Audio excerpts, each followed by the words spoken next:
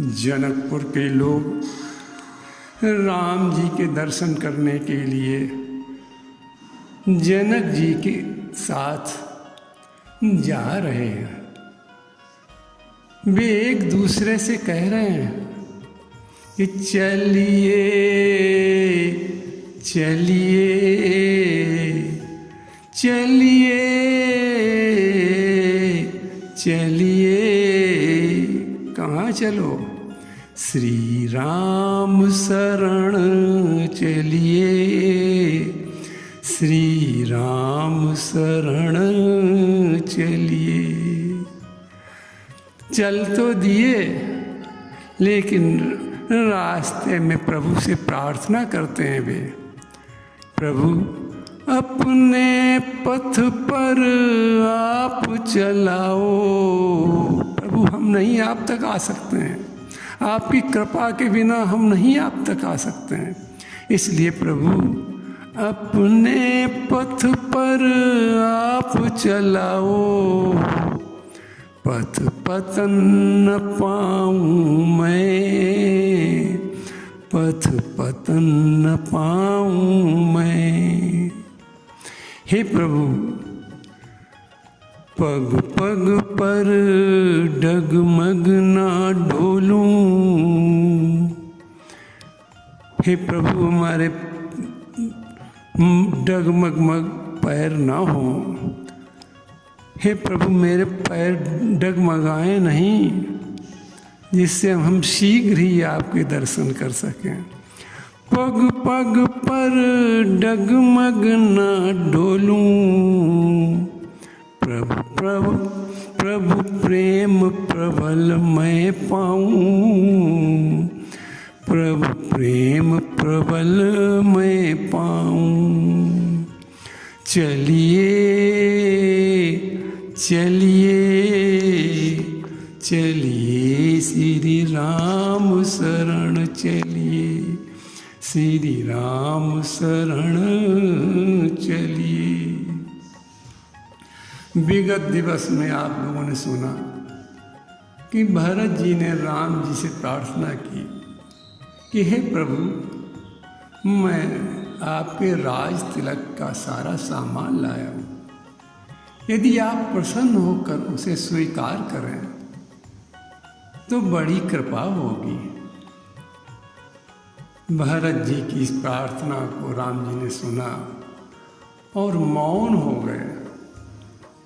राम जी अंतर्यामी हैं, वे जानते हैं कि जनक जी अभी आ रहे हैं, इसलिए वे मौन हो गए। राम जी ऐसा विचार कर ही रहे थे, उसी समय जनक के दूत आ गए। जनक जी के दूत आते हैं कि जनक दूत तेहि अवसर आए, मुनि वशिष्ठ सुनी बेगी बुलाए। जनक दूतों को वशिष्ठ जी ने बुला लिया। जनक जी के दूतों ने राम जी को मुनि वेश में देखा, वे दुखी हो गए। तभी वशिष्ठ जी उन दूतों से जनक जी की कुशलता पूछने लगे। दूतों ने कहा महाराज हमारे जनकपुर की कुशलता तो महाराज दशरथ के निधन के साथ ही चली गई। आज जनकपुर गुरुदेव अनाथ हो गया। हमारे महाराज जनक ने जब कैकेयी जी की ये कुचाल सुनी तो व्याकुल हो गए और उन्होंने 4 चतुर गुप्तचर अयोध्या में भेजे और उन दूतों से कहा कि बड़ी सावधानी से भारत का विचार, भारत की रहनी, भारत का व्यवहार भारत का व्यवहार दुर्भाव है या सद्भाव है, सब पता लगाकर शीघ्र आओ। वे दूत चारों तरफ अयोध्या में घूम घूम कर लोगों से मिलते थे और लोगों से भारत के विषय में बात करते थे। वे दूत अयोध्या में जब तक रुके जब तक कि भरत जी चित्रकूट नहीं गए। उन्होंने देखा कि सारी अयोध्या के नर नारी सभी भरत जी के साथ चित्रकूट जा रहे हैं। भरत जी की स्थिति बड़ी दयनीय है। भरत जी दिन रात रोते हैं और कहते हैं कि देखे बिनु रघुनाथ पद, जी की जरन न जाए। जब उन दूतों ने भरत जी का ऐसा व्यवहार देखा, ऐसी अश्रु आंखों में देखे, तो गदगद हो गए कि धन्य भरत।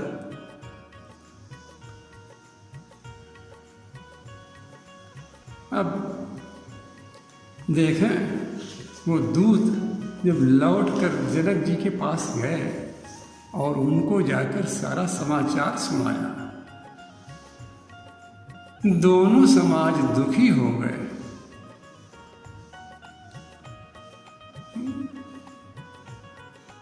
और सारे लोग जनक जी के साथ चित्रकूट चल दिए।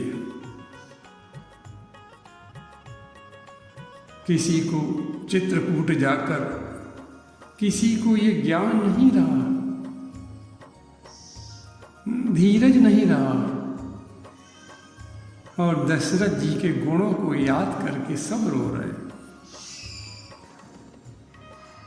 तब वशिष्ठ जी ने जनक जी से कहा, जनक धीरज रखो।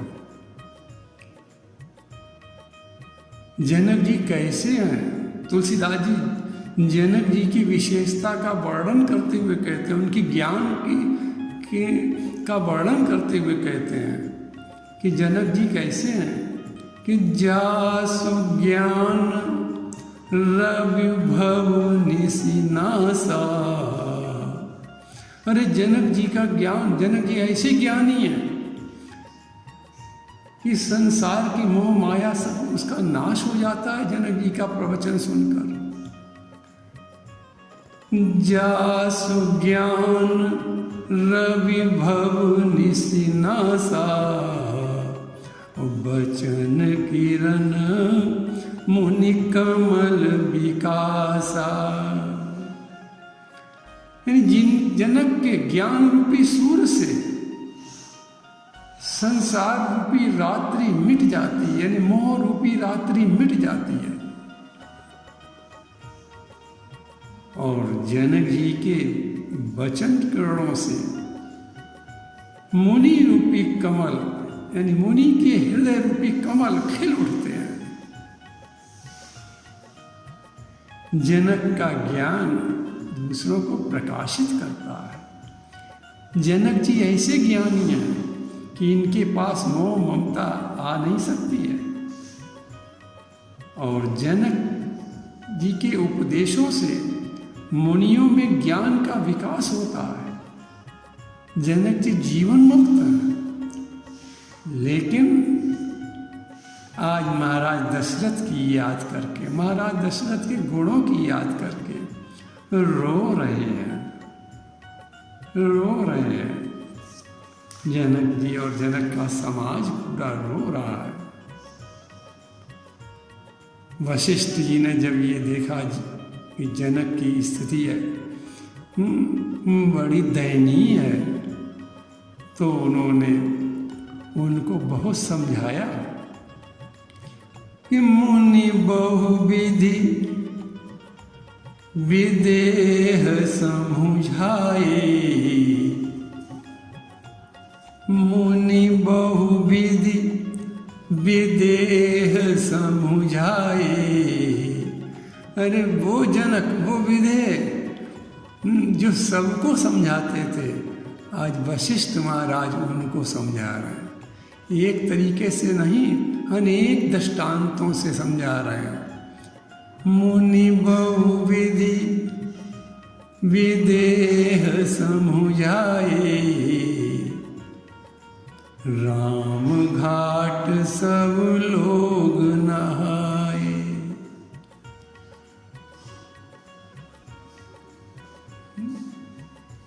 वशिष्ठ जी ने महाराज विदेह को अनेक तरीकों से समझाया और फिर सबको लेकर राम घाट पर, जहाँ राम जी नित्य स्नान करते थे, वहाँ लेकर गए और सब ने वहाँ स्नान किया।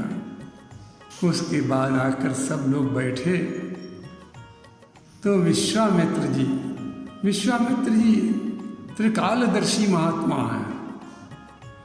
बेश कौशिक कही कथा पुरानी, कौशिक विश्वामित्र कहते हैं। कौशिक कही कथा पुरानी। विश्वामित्र जी जनक के साथ आए थे। ये प्राचीन ऋषि हैं, इन्हें बहुत पुरानी कथाएं मालूम है। तो इसलिए उन्होंने जनक के दुख को दूर करने के लिए कथा कहना प्रारंभ की कि कौशिक कही कथा पुरानी, समझाए सब सभा सुबानी। समझाई सब सभा सुबानी। विश्वामित्र जी ने यज्ञ की रक्षा में राम लक्ष्मण को अपने यहाँ लाए थे, वहाँ से, और महाराज जनक के यहाँ जो सीता के स्वयंवर में सीता जी के साथ विवाह हुआ था, वहाँ तक की सारी कथा कही, सबको समझाया कि देखो कि राम जी सबके हैं, ये किसी एक के नहीं हैं, न ये भरत के ही केवल हैं, न जनक के ही केवल हैं, ये तो सारे लोगों के हैं। राम तो परमात्मा हैं, ये और सबके हैं। और महाराज दशरथ तो यशस्वी थे। यशस्वी का कभी मरण नहीं होता, शरीर शांत होता है। यशस्वी सदा जीवित रहता है, इसलिए उसका सोच करना व्यर्थ है। इस प्रकार 4 दिन सबको बीत गए और कोई ये नहीं चाहता था कि अब जनकपुर लौट चले। जनकपुर के लोग राम जी का दर्शन करके अघा नहीं रहे, लौटने का मन नहीं कर रहे। उसी समय सुनैना जी ने विचार किया कि हमारी समधिन भी आई हैं, तो उनका भी दर्शन कर लिया जाए। तो इसलिए उन्होंने दासी को भेजा। सिय मातु तेहि समय पठाई, दासी देखि सुअवसर आई। मिथिला की दासियां कितनी चतुर हैं। उन्होंने देखा कि इस समय विश्वामित्र जी ने अनेक कथाओं के द्वारा सबके दुख को दूर किया, तो उसी समय वो आई और कहा कि हमारी सुनैना जी, हमारी मालकिन सुनैना जी हमारी महारानी सुनैना जी आप लोगों के दर्शन करना चाहती हैं। सुनैना जी अकेली नहीं आई थी, सुनैना जी के साथ अनेक रानियां थीं। देखो, शीरध्वज और कुशध्वज ये दो सगे भाई हैं। शीरध्वज जनक जी का नाम है। शीरध्वज और कुशध्वज दो सगे भाई हैं और उनकी रानियां भी आई थी। और जनक के अगर देखा जाए तो जनक के 8 भ्राता और हैं जो दूसरी माँ से हैं, तो उनकी भी 8 रानियां आई थी। इस प्रकार जनक 10 भाई हैं और उनकी सभी रानियां भी आई थी।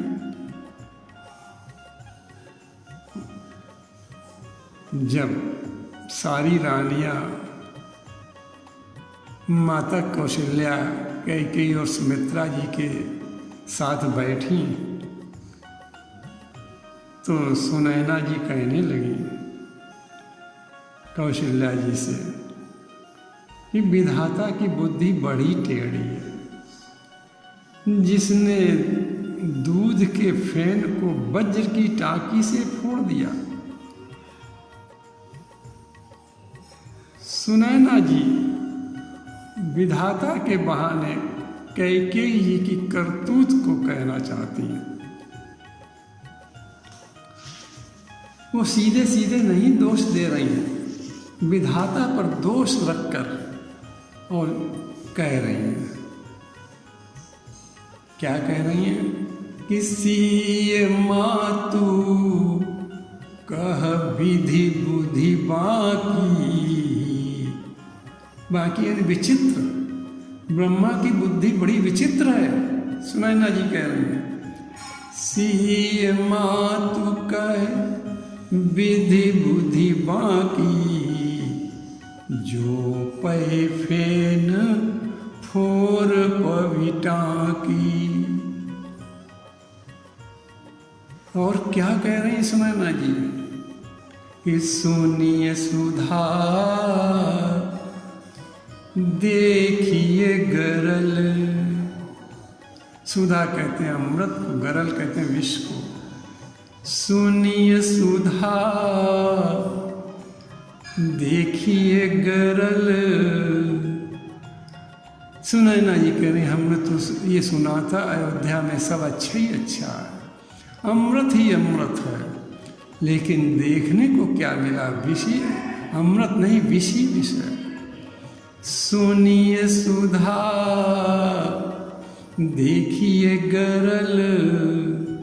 सुना तो था कि अयोध्या में अमृत है, लेकिन देखने में आया गरल भी है, विष भी है।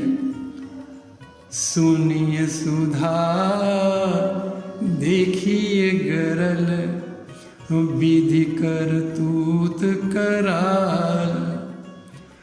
जहाँ तहाँ काक उलूक बक, मानस सकृत मराल। सुनैना जी कहती हैं कि हमने तो ये सुना था कि कैकेयी महाराज दशरथ को बहुत प्रेम करती हैं।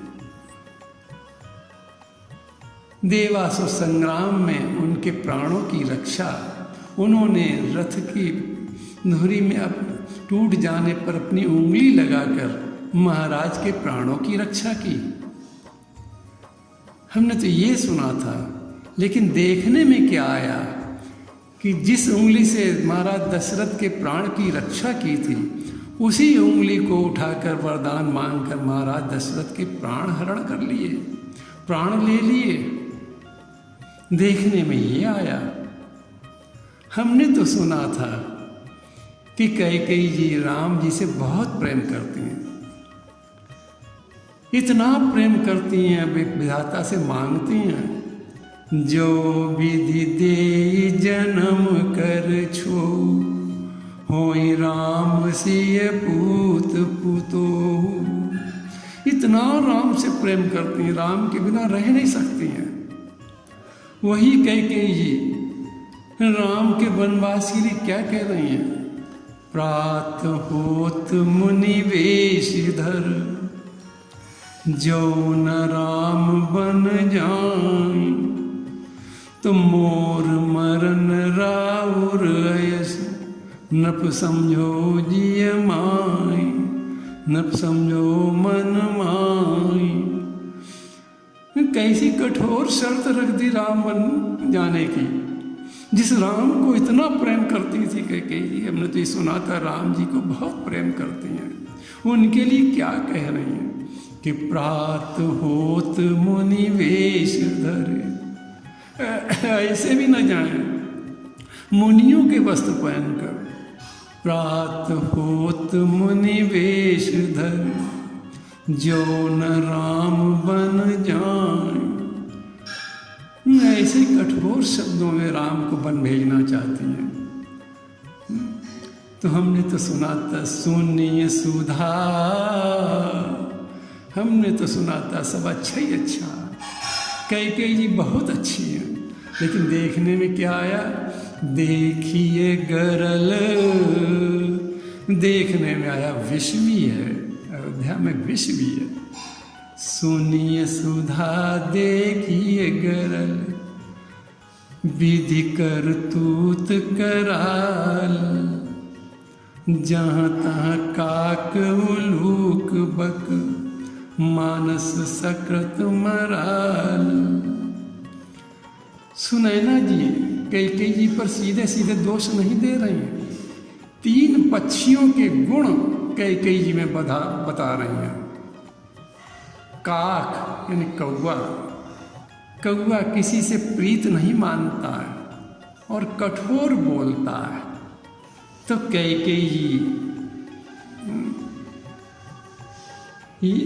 ये भी कितनी कठोर हो गई थी, इससे महाराज दशरथ को प्राण छोड़ना पड़े, राम जी को बन जाना पड़ा। दूसरा उदाहरण सुनैना जी देती है कैकेयी में उल्लू यानी उलूक, उलूक कहते हैं उल्लू को। उल्लू अंधेरे में रहता है, तो महाराज दशरथ के प्राण लेकर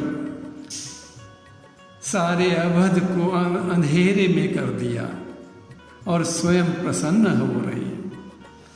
तीसरा सुनैना जी उदाहरण देती बक बगुले का। बगुला विश्वासघाती होता है। यानी सुनैना जी कहना चाहती राम में अपना प्रेम कैकेयी जी केवल दिखा रही थी, था नहीं, सबको विश्वास में रखा कि देखो हम राम से इतना प्रेम करती हैं। लेकिन किया क्या? राम को वन भेजकर अनर्थ कर डाला। यही तो बगुले का गुण है। और मराल में लक्ष्मण और भरत आते हैं। क्यों? कि जहाँ तहाँ काक उलूक बक। ये काक और उलूक और बक तो सब जगह मिल जाते हैं, जहाँ तहाँ देखने को मिलते हैं, लेकिन मराल हंस तो कहीं कहीं देखने को मिलता है। तो मराल कौन है अयोध्या में? का मराल तो लक्ष्मण और भरत है। जानकी जी लक्ष्मण सरीखे हंस कहीं कहीं देखने में आते हैं, पर भरत जैसा हंस तो बड़ी मुश्किल से दिखाई पड़ता है। यानी हंस की उपमा दे रही हैं जानकी जी को, लक्ष्मण जी को दे रही हैं। कह रहे ये तो कहीं कहीं देखने में मिल जाते हैं, लेकिन भरत जैसा हंस तो बड़ी मुश्किल से देखने में मिलता है। इस प्रकार सुनैना जी 3 पक्षियों के गुण कैकेयी जी में कहकर कैकेयी को पर दोष रख रही हैं। जब सुमित्रा जी ने ये सुना तो सोचो आप सुमित्रा जी का कैसा चरित्र है। सुन ससोच कहे देवी सुमित्रा, ससोच में पड़ गई सुमित्रा जी कि ये सुनैना जी कह क्या रही हैं। सुन ससोच कहे देवी सुमित्रा, विध गति बड़ी विपरीत विचित्रा।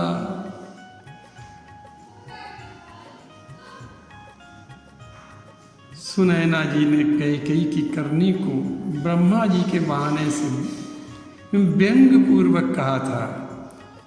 उसको सुनकर सुमित्रा जी ने उसी दोष को ब्रह्मा के ऊपर रख दिया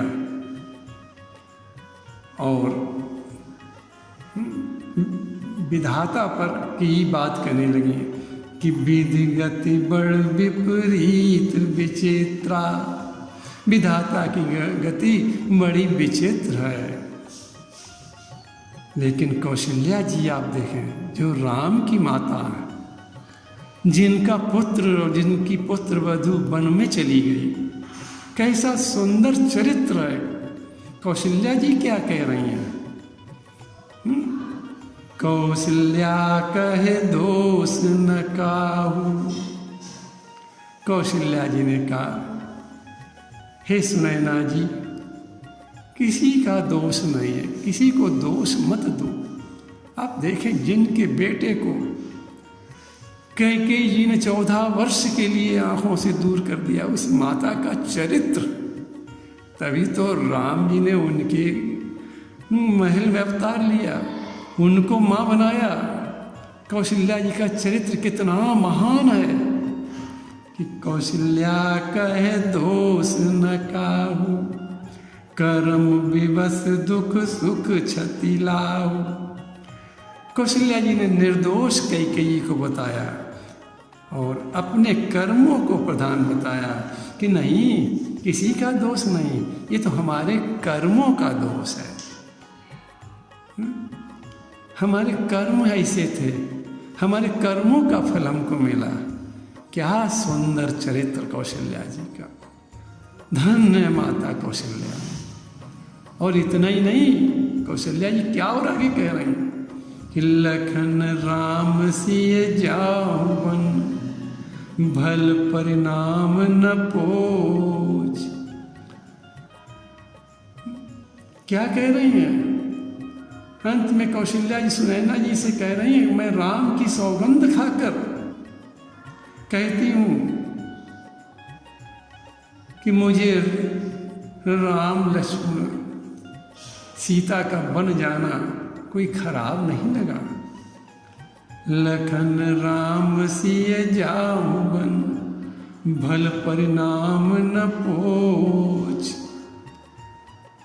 गहबर ही कहे कौशला, मोई भरत कर सो। धन्य कौशल्या माँ, धन्य कौशल्या माँ। किसका सोच है? लखन राम सीता का सोच नहीं है बन जाने का। सोच किसका है? का भरत का सोच है। लखन राम सिय जावन, भल परिणाम न पोच। और गहबर ही कहे कौशला। क्या कौशल्या जी कह रही? मोहि भरत कर सोच, मोहि भरत कर सोच। कौशल्या जी सुनैना जी से कहती, मैं राम की सौगंध खाकर कहती हूँ बहन कि मुझे भारत का शील गुण विनम्र भाव, भारत का के अंदर बड़प्पन की महिमा, भारत का भाईपन, भारत की भक्ति, भारत का विश्वास, इन सब गुणों के कारण मुझे भारत का सोच है, भारत का सोच है। इसलिए मैं तो दिन रात भारत की चिंता करती हूँ। लखन राम सिय जावन, भल परिणाम न पूछ, गहबर ही कह कोशिला, मोई भरत कर सोच। बोलो ऐसी कौन माँ होगी जिसने अपने बेटे के लिए, बेटे को राज सिंहासन पर बैठाने के लिए कौशल्या जी के बेटे बहू को वनवास दे दिया, लेकिन उसी माँ, वही बन जाने वाले बेटे की माँ आज बन देने वाली कैकेयी के को बुरा नहीं कह रही हैं, उनके बेटे की प्रशंसा कर रही हैं, उनके बेटे का सोच है उन्हें। गई बर ही कहे कोशिला, मोई भरत कर सोच। धन है कौशल्या। अब प्रसंग यहीं से विश्राम होता है। ये प्रसंग शिक्षा देता है कि यदि परिवार में माताएं आपस में प्रेम से रहना सीखें, एक दूसरे पर दोष डालना छोड़ दें, अपने कर्मों के कारण जो सुख दुख मिलता है उसको स्वीकार सहर्ष करें, तो परिवार में राम राज्य आ जाएगा, परिवार प्रेममय हो जाएगा। और यदि कभी कोई दोष लगाने वाला भी मिल जाएगा तो वो शांत हो जाएगा, ऐसा व्यवहार देखकर माताओं का। इसलिए ये कौशल्या जी का चरित्र हमें शिक्षा देता है, उन माताओं को शिक्षा देता है कि यदि माताएं थोड़ा सा समझ से काम लें तो परिवार में शांति की धारा बहने लगेगी, शांत रहेगा। प्रभु के चरणन में सदा पुनि पुनि करूं प्रणाम, यही कहूँ भूलूं